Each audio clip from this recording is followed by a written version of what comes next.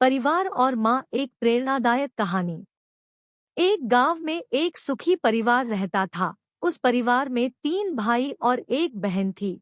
उनके माँ बाप उन चारों से बेहद प्यार करते थे, मगर बीच वाले बेटे से थोड़ा परेशान थे। बड़ा बेटा पढ़ लिखकर डॉक्टर बन गया था और छोटा बेटा भी पढ़ लिखकर इंजीनियर बन गया था।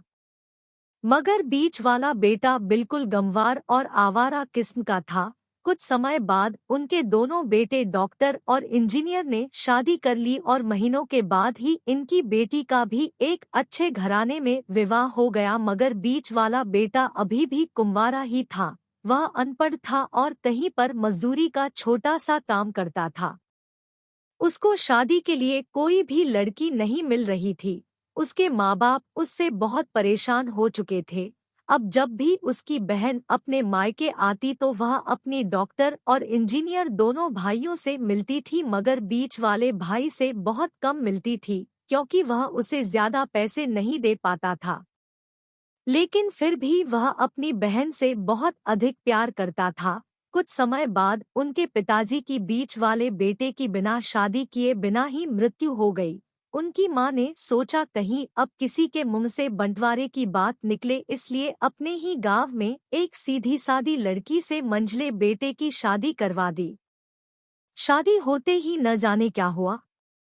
अनपढ़ बेटा मन लगाकर काम करने लगा और पहले से कहीं ज्यादा मेहनत भी करने लगा। अब कोई भी पुराना दोस्त उसको मटरगश्ती के लिए बुलाने आता तो वह मना कर देता। एक दिन उसके डॉक्टर और इंजीनियर भाई ने सोचा कि यह तो गंवार और अनपढ़ है, हम इससे कहीं ज्यादा पैसे कमा लेते हैं, इसलिए अब हमें बंटवारा कर लेना चाहिए। माँ के लाख मना करने के बाद भी दोनों बेटों ने बंटवारे की तारीख तय कर दी और उन्होंने अपनी बहन को भी बुला लिया। तभी उनका गंवार भाई कहता है कि तुम लोग बंटवारा कर लो, मुझे जो बचे वो दे देना या ना देना, मैं शाम को आकर अंगूठा लगा दूंगा। तभी उसकी बहन कहती है, अरे बेवकूफ, तू तो हमेशा बेवकूफ ही रहेगा। जमीन का हिस्सा तो आमने सामने बैठकर होता है। और उसकी माँ भी उसे काम पर जाने से रोकती है। उसी वक्त वकील भी वहां आ जाता है और कहता है कि आपका सारा हिस्सा मिलाकर 10 बीघा जमीन और एक मकान है। अब यह बताओ किसको कितना हिस्सा देना है, मैं उसी हिसाब से कागज बनवा दूंगा। तब गवार भाई कहता है, वकील साहब, 5 से 5 बीघा जमीन हमारे दोनों भाइयों के नाम लिख दो और यह हमारा घर है, मेरी प्यारी बहन के नाम कर दो। तब दोनों भाई पूछते हैं कि तू अपने हिस्से में क्या लेगा। गंवार भाई कहता है कि मेरे हिस्से में मेरी प्यारी माँ है। वह अपनी पत्नी की तरफ मुस्कुराते हुए कहता है, क्यों, क्या मैंने गलत कहा। उस गंवार और अनपढ़ की पत्नी अपनी सास से लिपट कर कहती है, माँ से बड़ी वसीयत क्या होगी मेरे लिए। उसी वक्त उसका गंवार पति भी अपनी माँ से लिपट जाता है।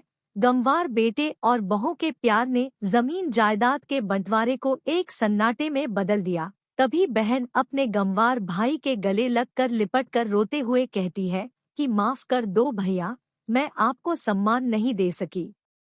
तभी उसका भाई कहता है, मेरी प्यारी बहन, इस घर में जितना अधिकार हमारा है उतना ही तुम्हारा भी है, और रही बात बंटवारे की, तो बंटवारा नहीं करने से जीवन खत्म तो नहीं हो जाएगा। क्यों करते हैं हम बंटवारा?